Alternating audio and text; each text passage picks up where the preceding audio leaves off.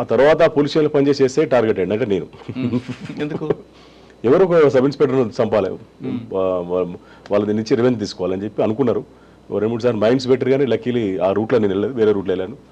నైట్లో యాక్సిడెంట్స్ అయితే కూడా ఛాలెంజింగ్ అని మీరు ఇందాక అడుగుతున్నారు కదా, ఛాలెంజింగ్ అంటే అదే మెయిన్ ఛాలెంజింగ్ ఏంటంటే హైవేలో నైట్లో యాక్సిడెంట్ అయితే కూడా మేము వెళ్ళాల్సి వస్తుంది. అప్పుడు మీకు ఐడియా ఉండదు, single road, Vijayawada road single road, ఇంత డబుల్ రోడ్ లేదు, ఎక్కువ ట్రాఫిక్ జామ్ ఉంటుంది. మేము వెళ్తే మళ్ళీ స్పాట్ కంపల్సరీ వెళ్తుంటే ఎక్కడికి వెళ్ళి వస్తుందో అర్థం కాకపోయింది. అక్కడ ఒకసారి ఇన్విటేషన్ ఉంటుంది, ఇన్విటేషన్ దట్ మీన్స్ ఏంటంటే కావాలని జామ్ చేసి పిలుస్తారు. అవును, అది అంబుషన్స్. ఎస్ సార్, చిట్యాలలో మీరు చేశారు కదా, చిట్యాలలో ఒకప్పుడు యాక్షన్ ఇప్పుడు లేదనుకోండి, చిట్యాల పోలీస్ స్టేషన్ దాటి టువర్డ్స్ మనం విజయవాడ రోడ్లో వలిగొండ టర్నింగ్ దాటిన తర్వాత మీకు లెఫ్ట్ సైడ్లో ఒక కాంటా ఉంటుంది. వలిగొండ రూట్ మీరు చెప్పేది? వలిగొండ కాదు, వలిగొండ రోడ్డు దాటిన తర్వాత, వలిగొండ చిట్యాలు దాటిన తర్వాత టువర్డ్స్ విజయవాడ వెళ్తున్నప్పుడు అక్కడ మీకు వలిగొండ అంటే ఇంక ముందే ఉంటుంది, చౌటప్పల్ దాటాక నార్కట్పల్లి మధ్యలో మీరు చెప్పేది.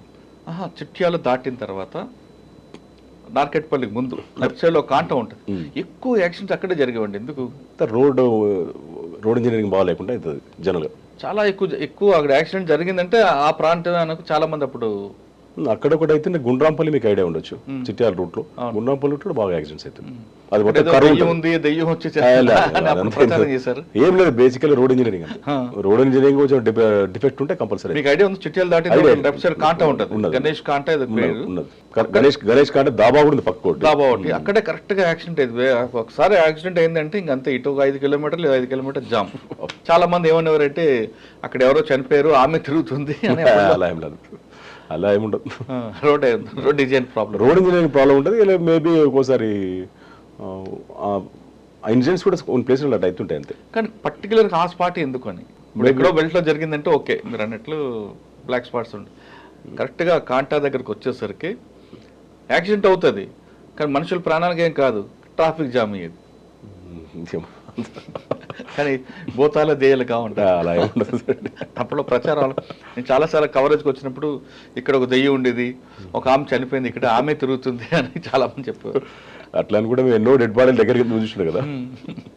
అదేలేండి సార్. చిట్యాల ఒక 2.5 years పనిచేసాను. అక్కడ నుంచి ఉప్పల్ ట్రాఫిక్ ఎస్ఐకి వచ్చాను. అదొక జంజాటం, అది ఉప్పల్.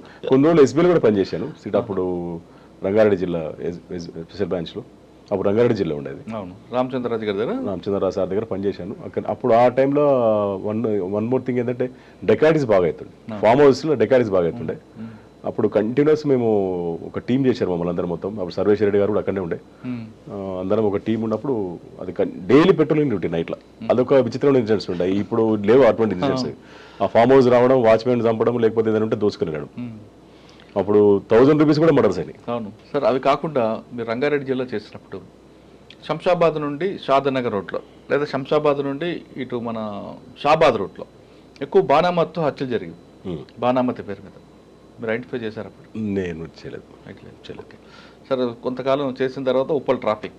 ఓకే, ఉప్పల్ ట్రాఫిక్లో మీరు నేర్చుకుంది ఏంటి? అక్కడ ట్రాఫిక్ అసలు ఉప్పల్ ఒకసారి జామ్ అయిందంటే ట్రాఫిక్ అప్పుడు కూడా సింగిల్ రోడ్స్, ఈ డివైడర్స్ కూడా లేకుండా. అప్పుడు ఉప్పల్ ట్రాఫిక్ అంటే ఇప్పుడు ఒక 7-8 పోలీస్ స్టేషన్స్ అయి ఉంటాయి మేము చేసినప్పుడు.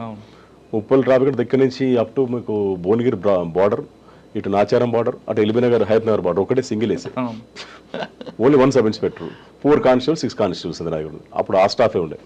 ఎందుకంటే ఆ ఉప్పల్ సర్కిల్ నుండి ఉప్పల్ బస్ స్టాండ్ వరకు మాత్రమే ప్యాక్ అవుతుంది, అంటే రోడ్డు నేరో అయిపోతుంది.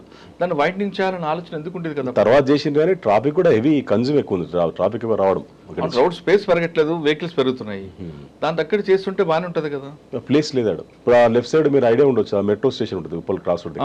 ఆ లెఫ్ట్ సైడ్ అది యాక్చువల్గా లారీ పార్కింగ్ చేస్తాం, పాకిస్తాన్ అతను ల్యాండ్ అది. అది వీళ్ళు లారీ డ్రైవర్స్ క్లియర్లీ యాక్చువల్గా లీగల్ అయితే పాకిస్తాన్ అతని ల్యాండ్ అది, సో ముస్లిం పిల్లది.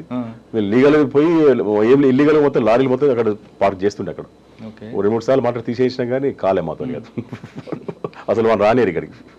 అంటే ఎల్బీ నగర్ ఒకటి, ఉప్పల్ ఒకటి, 2 సిటీలకు ఎంటర్ అయినప్పుడు వచ్చే మెయిన్ అప్పుడప్పుడే డెవలప్ అవుతుంది మొత్తం ఏరియా అది. అంటే అక్కడ మీరు గుర్తించింది ఏంటండి?